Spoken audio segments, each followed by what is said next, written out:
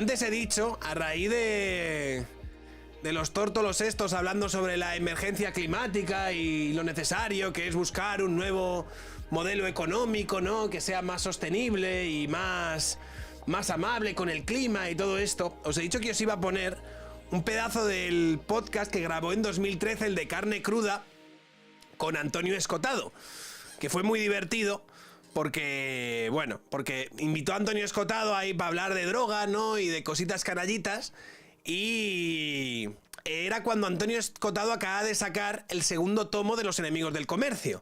Y claro, Carne Cruda no se había leído del todo de qué iba la obra de Antonio, ¿no? Entonces lo trajo ahí, bueno, tal, no sé qué, y creía que, bueno, pues que iba a tener ahí una conversación cordial con un compañero un poco crítico con la deriva de los enemigos del comercio y todo esto. Claro, se encontró con un Antonio Escotado bastante en su putísimo prime. Epaminondas era el equivalente de Marx y el amigo era el equivalente de Engels.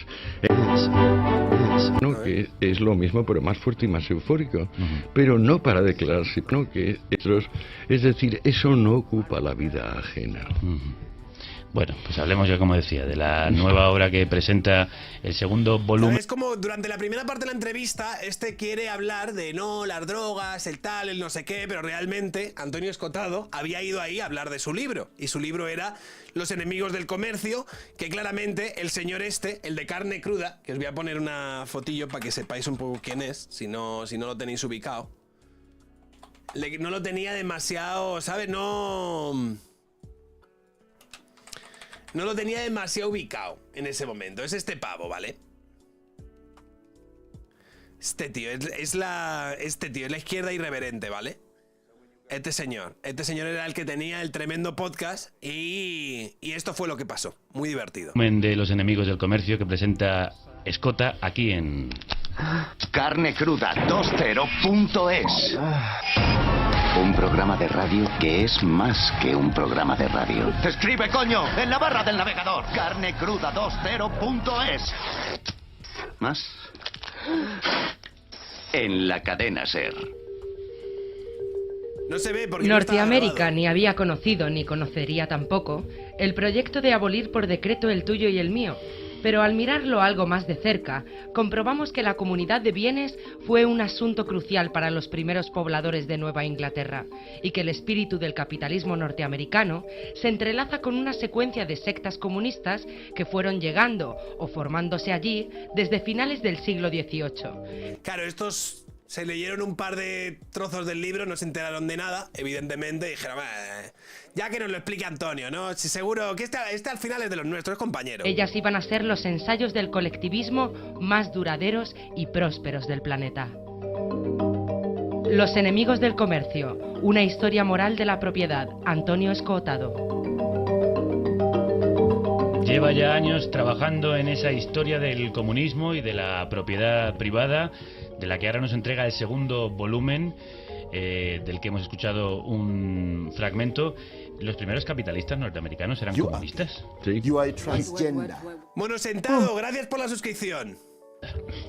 No, pero no lo eran al salir para Estados Unidos, pero viendo aquellas sectas, fueron 6, las dificultades que el medio presentaban, decidieron que la única manera de sobrevivir era poner todo en común. Y lo hicieron, y se mantuvieron. Y de esas sectas parten algunas de las más importantes multinacionales del mundo hoy. Es francamente gracioso, porque en el mismo territorio donde, por ejemplo, los rapitas, que se hicieron comunistas allí, crearon la ciudad Armonía. En ese mismo territorio vino el comunista inglés y sindicalista y filántropo Robert Owen, el famoso Owen, y fundó su nueva Cruda me encanta porque está diciendo ajá, pero el rollo de, ¿sabes de qué coño te está hablando, crack? La de George Rapp y los rapitas llevaba 20 años pues manteniéndose perfectamente, incluso subvencionando el primer tramo de ferrocarril que se hizo en Norteamérica. Cuando llegó Owen con sus 2000 y pico colonos, les regaló la mejor maquinaria agrícola e industrial que había en el momento. ¿Cuál fue el resultado? Que como en vez de ser comunistas instrumentalmente eran comunistas, digamos, sustancialmente, sucumbieron a las rencillas, a la desidia, al trabaja tú que yo vigilo, o tú no eres nadie para mandarme. Bueno, que se arruinó Owen, que se arruinaron ellos y acabaron en desbandada. Y el pobre Rapp, que había fundado la Ciudad de Armonía, cuando fue a cobrar el segundo pago, dijo, ¿pero qué es esto? Aquí reina la desidia, el rencor, la furia. Unos quieren matar de hambre a otros, y a esto llamáis experiencia comunista. ¿Y quiere decir que esos males son inherentes al comunismo y que por eso ninguno de los sistemas comunistas ha terminado de triunfar en el planeta? La gracia de solo referido a Norteamérica es que este asunto de armonía bajo Rapp y bajo Owen, la misma ciudad, en el mismo lugar, en el mismo momento temporal, tiene 5 ejemplos más que se dan en el libro, que son convergentes. O sea, sucede prácticamente lo mismo. Y por eso no podemos perder el tiempo con ellos.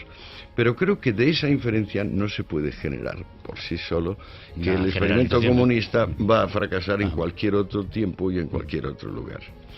Lo que pasa es que mi libro, en el cual llevo enfrascado 14 años, mi libro demuestra que también en otros lugares sucede eso. Lo importante a mi juicio, y más en la época de Internet, es que los historiadores no pueden ir con ideas preestablecidas.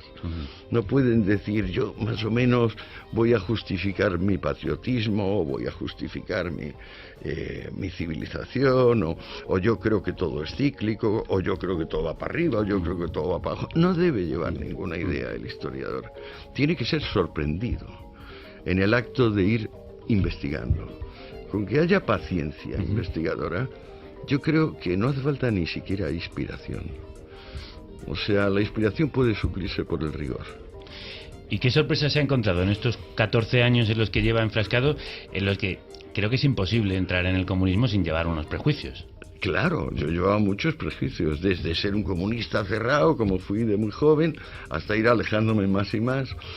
Claro, pues la respuesta es muy sencilla. No hay una sola línea de este libro que no refleje un descubrimiento. Todo lo que no es eso y fui aprendiendo, pues simplemente no está en esos 2 tochazos, en esos 2 tomazos, ni va a estar en el tercero. Al pie del monumento a Marx y Engels, que se encuentra en Berlín, alguien escribió: nosotros somos inocentes, como si lo dijeran estos 2 personajes. ¿Qué leyenda hubiese pintado usted debajo de estos 2 fundadores del comunismo, digamos, del marxismo-comunismo?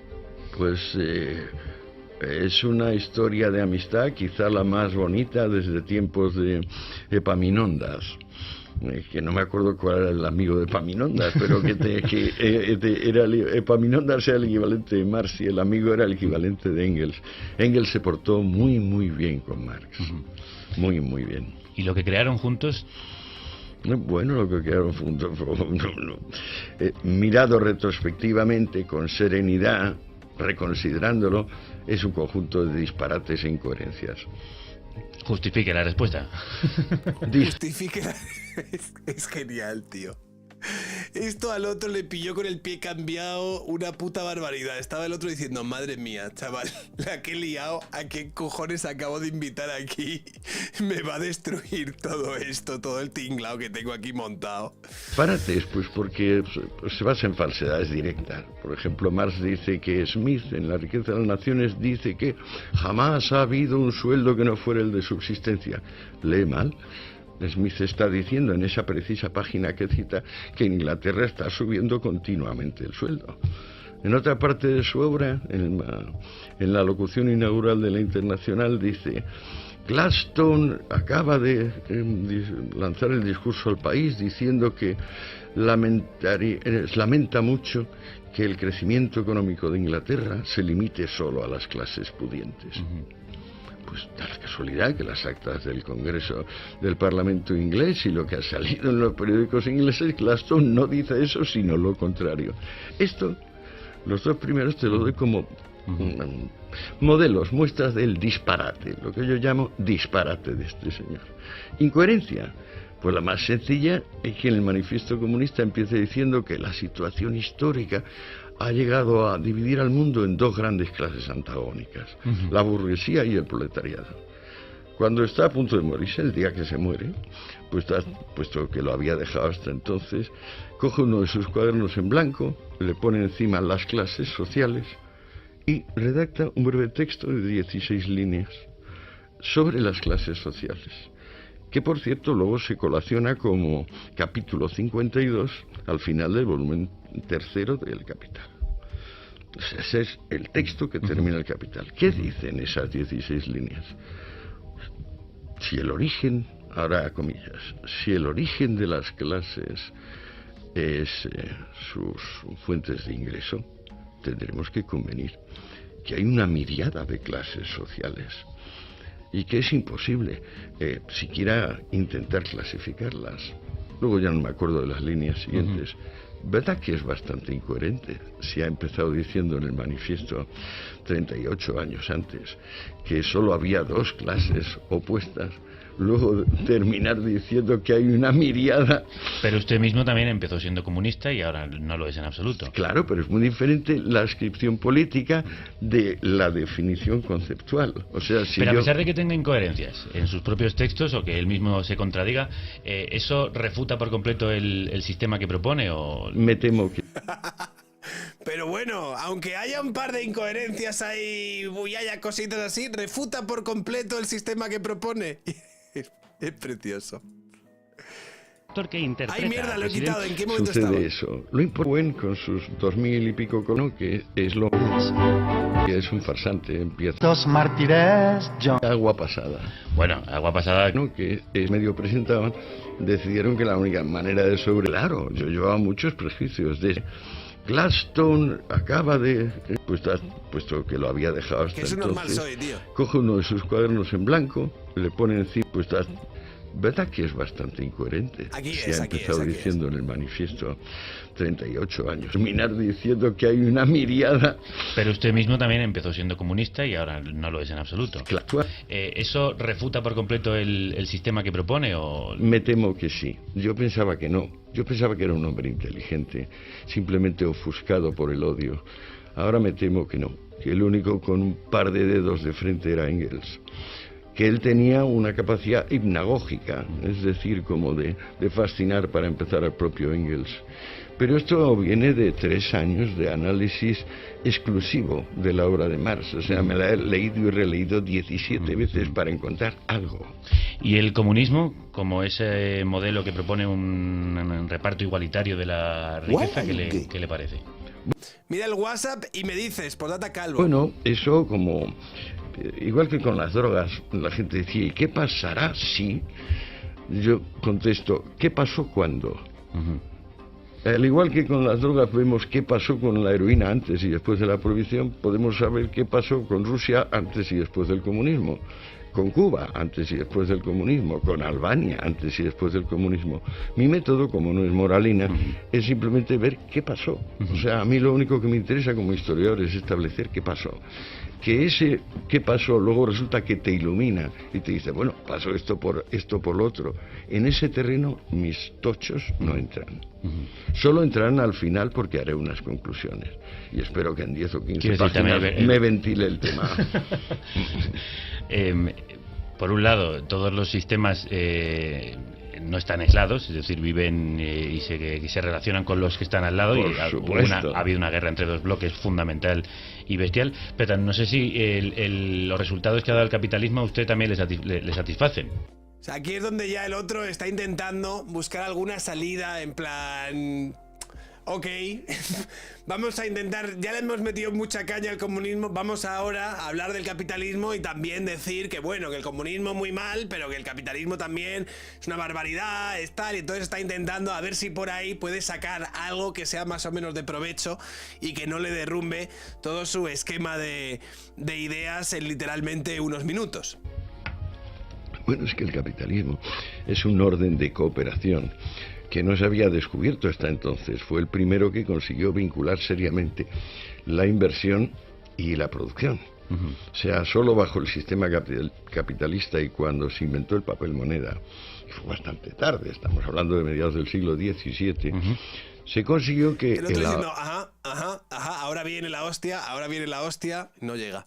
Las personas ahorrasen y lo invirtiesen pensando que eso iba a darles dividendos. Eso transformó la sociedad civil por completo.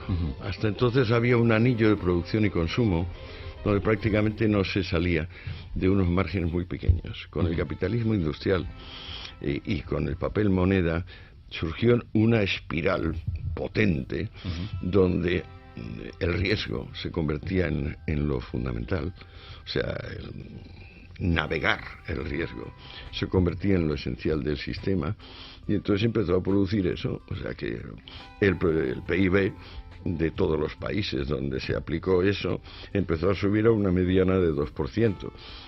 Y claro, lo que había habido históricamente era o lo mismo o menos. Establecer una dinámica ascendente se pagaba Juan Anzorrete, gracias por la suscripción, te doy tremendo puño. Con la incertidumbre y con lo que conocemos como ciclos. O sea, la riqueza es la generadora y la causa de las... Calvo Supremo, ilumínanos con tu alopecia risa. No os voy a iluminar con mi alopecia, ya lo hice ayer. Crisis económicas. Por eso dice, no, que es que la crisis viene porque no tenemos... No, la crisis viene siempre de que tenemos demasiado. Y entonces al tener demasiado los precios suben, se disparan y ya las cosas no se pueden intercambiar. La crisis significa desplome de precios para que puedan otra vez volver a intercambiarse.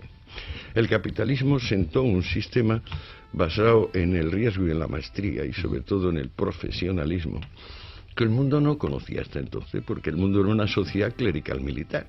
Es decir, estaban los salvadores espirituales y estaban luego los que llevaban la cachiporra militar y el cañón.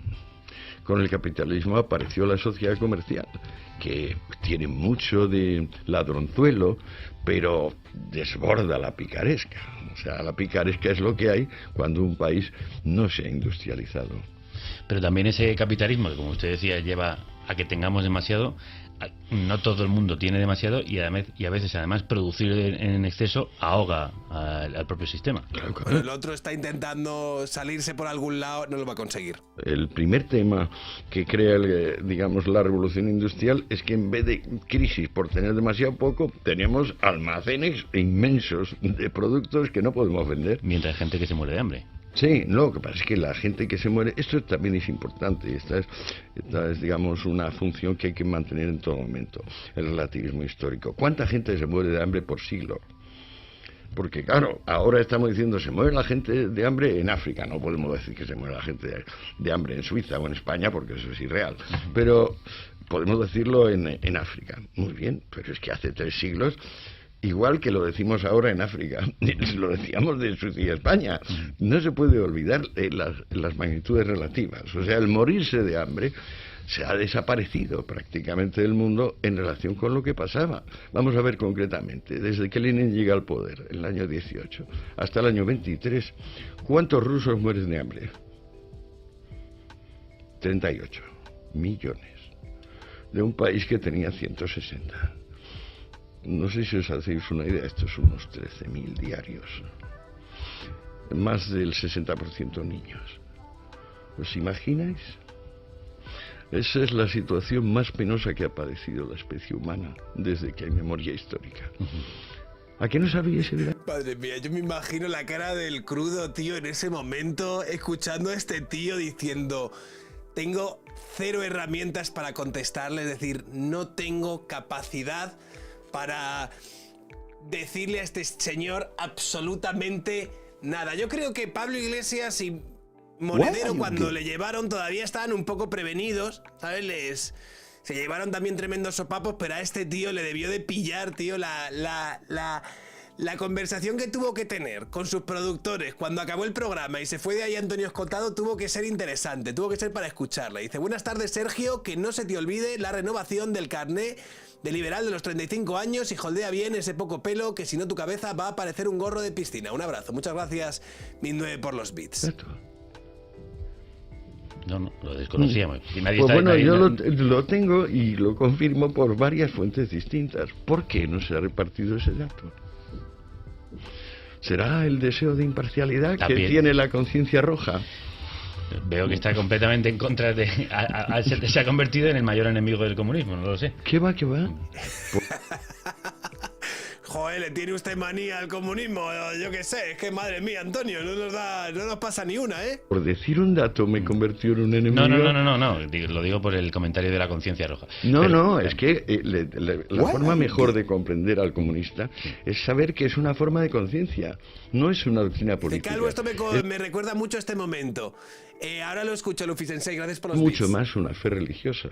Pero dentro de la fe religiosa, el mismo Marx habla de la religión política, nosotros como religión política, además de fe religiosa es un espíritu, es el espíritu del Sermón de la Montaña.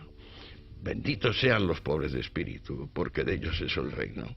En segundo lugar, también pone Jesús ahí a los pobres materiales, a los perseguidos por la justicia. Pero lo primero es el pobre de espíritu. El primer apologeta, Tertuliano, que es un romano, no es un judío, dice, qué alegría tendré viendo cómo Homero, Platón, Aristóteles y Euclides se tuestan en el infierno para siempre, con toda su sabiduría pagana. Esos ricos de espíritu al fin serán exterminados. A mí no me gusta ese tipo de rollo. Maravilloso, tío. A mí no me gusta ese tipo de rollo. Y así termina la cita, ¿sabes? Ha dado usted un dato contundente del comunismo, pero tampoco relativicemos lo que está sucediendo en Europa o en este país en este momento. Que la gente quizá no se muere de hambre, pero está pasando auténticas penurias. Sí, y proviene de un sistema, quiero decir, a ellos su dolor... Aquí, por favor, salva los muebles de alguna manera, señor. Todavía lo sigue intentando el tío, ¿eh? O sea, el tío no se da por vencido, lo sigue intentando, bro. No se le puede relativizar. Y eso proviene de un sistema profundamente injusto. Bueno, el sistema profundamente injusto se puede considerar un reflejo de la imperfección natural de todos y cada uno de nosotros, que somos en el fondo muy poca cosa. La sociedad civil es, como llamaba Adam Smith, la gran sociedad, es un aglomerado de grupos, subgrupos, tendencias generales, particulares, algunas centrípetas, otras centrífugas. Bueno, pero no podemos obviar que en el sistema actual en el que nos movemos, las grandes corporaciones, grandes poderes capitalistas son los que están manejando el tinglado. Claro. Es que no se va a rendir el tío, ¿eh? Los grandes, ya saben, las grandes multinacionales corporativas capitalistas son los que manejan el tinglado. Se podía esperar, entonces, mejor que lo maneje Fidel Castro, por ejemplo, Lenin. No, pero si es que comparar uno con otro no... Sergio puede que no me esté quedando calvo, pero entre los calvos me siento querido. Gracias por la suscripción. Ahí es entrar en una falacia también argumentativa. Que uno sea peor que otro, o que ambos no nos gusten o nos parezcan mal, no quiere decir que sea la mejor. Estamos diciendo entonces que el capitalismo es el mejor de los peores mundos posibles, ¿no? El capitalismo no es un mal menor como la democracia podría considerarse. El capitalismo es ciertamente un invento que ha permitido salir del estado salvaje y clerical militar y entrar en unas sociedades, pues claro, primero hicieron una revolución industrial, ahora estamos en medio de una revolución tecnológica.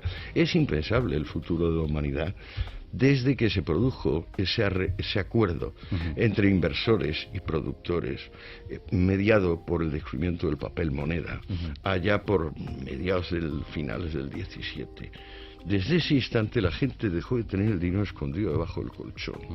Y al dejar de tenerlo escondido debajo del colchón, empezaron a surgir personajes.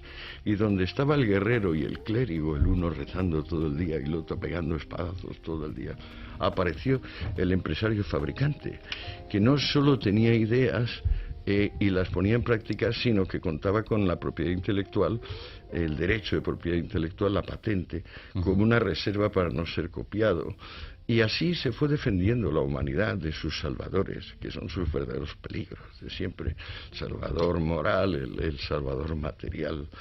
Nos queda mucho, pero yo creo que el capitalismo privado ha sido un factor positivo. No puedo pensar lo mismo del capitalismo estatal, digamos el que ha aplicado el Imperio Romano, el que aplicó Lenin, eso, o el que tienen ahora en Corea del Norte. Eso me parece que es una falacia retrógrada. Usted es un liberal auténtico.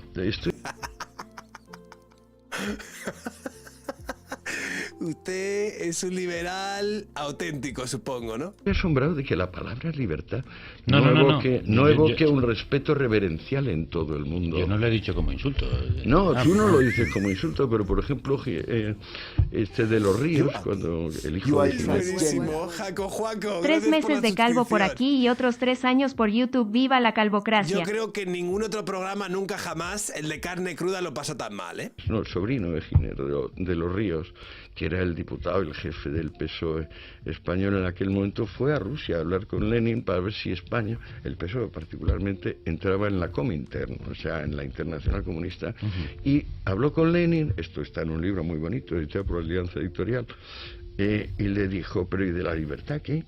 Y dice Lenin, de libertad no hemos hablado nunca. ¿Libertad para qué?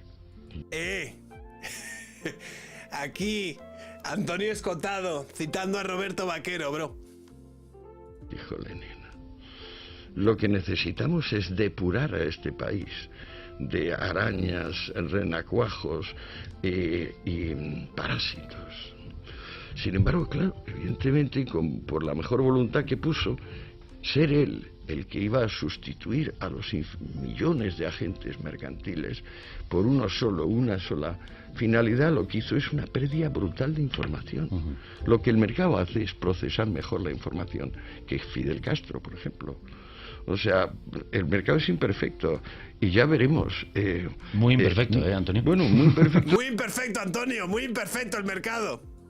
Yo creo que ahí ya es apostillar, o sea, él es un procesador de información. Yo traducir mercado por autonomía de la voluntad me parece más aproximado. Si no hay mercado, no hay autonomía de la voluntad. Él siempre ha defendido la autonomía de la libertad. Nos decía un oyente en Twitter, Antonio Beltrán, cuidado con Escotado que el liberalismo lo tiene a flor de piel. Y otro oyente, Julián López, protestaba en Facebook porque una historia sobre el comunismo llevase por título Los enemigos del comercio. Por partes, ¿qué le diferencia a usted de los neoliberales que nos aterran hoy en día con su manejo? ¿Qué le diferencia? Es que claro, tío, ¿qué le diferencia a usted hoy en día de los neoliberales que nos aterran con su no sé qué? No sé qué me diferenciará. La verdad es que a quien me pregunta por los neoliberales le suelo preguntar yo ¿a quién se refiere? Con nombres y apellidos. ¿A quién se refiere? Y la verdad creo que lo he preguntado en torno a las 100 veces y todavía estoy esperando respuesta. Bueno, no la vas a encontrar en este programa, evidentemente, porque el de Carne Cruda no le dice a quién se refiere con lo de los neoliberales. ¿Por qué ha llamado a su libro Los enemigos del comercio? Cambia de tema, dice, bueno, yo tampoco voy a ser el que le diga quiénes son esos. Porque en la base incambiable del comunismo, desde que lo formula Juan Bautista, el primo de Jesús, hasta el mismo día de hoy, es que la propiedad es un robo y el comercio es su instrumento. Los enemigos de la propiedad son enemigos del comercio. Y ¿por qué no llamarles por ese nombre? También pensé llamarlo crítica de la conciencia roja y también pensé llamarlo historia de la restitución. Porque la palabra restitución es el término. Nah, demasiado. No hay Tú, plata, Oviedo, pero hay gracias por la suscripción. No hay plata, pero hay suscripción. Porque la suscripción está gratis con el Amazon Prime. Mágico que agrupa a los pobristas desde los años 60 a.C. hasta nuestros días. Restituir al pueblo, restituir a las personas. ¿Y usted no cree en la restitución, ni en la distribución más igualitaria de la riqueza, ni en la justicia social? No, la distribución más igualitaria de la riqueza se ha producido hace mucho tiempo. El contraste entre lo que tenía un emperador romano y lo que tenía un carpintero, y lo que tiene el presidente del gobierno de cualquier país europeo y un carpintero, es una magnitud que se ha reducido por lo menos en el 6000%.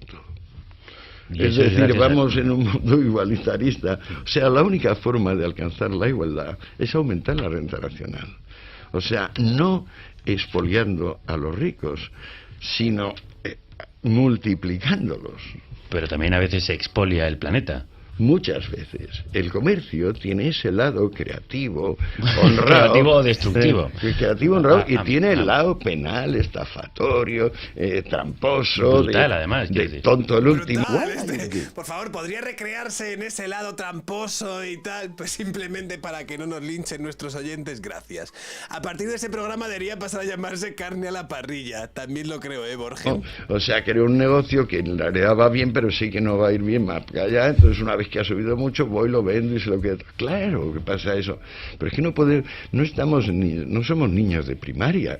Tenemos que darnos cuenta de que todo es blanco, negro y gris y del resto de los colores. O sea, lo que se pide al espíritu humano es ecuanimidad, templanza, moderación y, por supuesto, estar informado de aquello lo que se dice.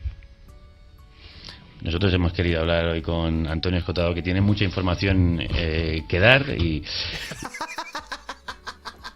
Mira, hoy hemos querido aquí traer información de que Antonio Escotado, que tiene muchísima información, la verdad, ha habido bastante contenido en el día de hoy, ha estado divertido, tengo que decir. Y mucho de lo que hablar en Los enemigos del comercio, una historia moral de la propiedad, el que acaba de publicar el segundo volumen, 500 páginas, ya lleva 14 años. 700. ¿Espera, 700?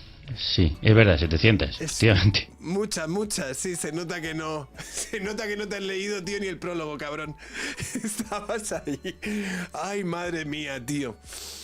Nada, pequeño homenaje, aquí ya se acaba más o menos la entrevista. Yo creo que habéis escuchado todo el grueso de las ondanadas de hostias que se llevó ese. Luego fue la de varios años después, 3-4 años después, cuando fue a hablar con Pablo Iglesias y con Juan Carlos Monedero, que yo me imagino que no habían escuchado esta entrevista un poco de carne cruda porque no habrían sido tan livianos a la hora de traerle. Pero bueno, espectacular. Claro, ahora, después de escuchar esto, escuchamos esto. Es evidente que la emergencia climática se ha convertido en una amenaza para la vida y para la democracia. En este contexto queremos afirmar dos cosas. La primera es que el Gobierno de España debe asumir un papel de referente a nivel mundial. Debemos ser ejemplo de una fuerza de estabilidad, de paz, de progreso y de cooperación. Y eso pasa en primer lugar también por salir de la burbuja europea, por escuchar a los países del sur, por hacer todo lo que sea necesario para transformar un sistema económico que es irracional, que es injusto, que está amenazando a la supervivencia de la vida y que está creando cada vez más desigualdad, injusticia y confusión. En segundo lugar... Y te haces una idea de por dónde va este nota, ¿sabes? Y del cuento que te está intentando vender. Pero bueno, yo creo que si dejamos que planifique la economía Pablo Bustindu y Yolanda Díaz, yo creo que a todos nos va a ir bien. Estoy convencido de ello. Sí se puede, chicos. Vamos para allá.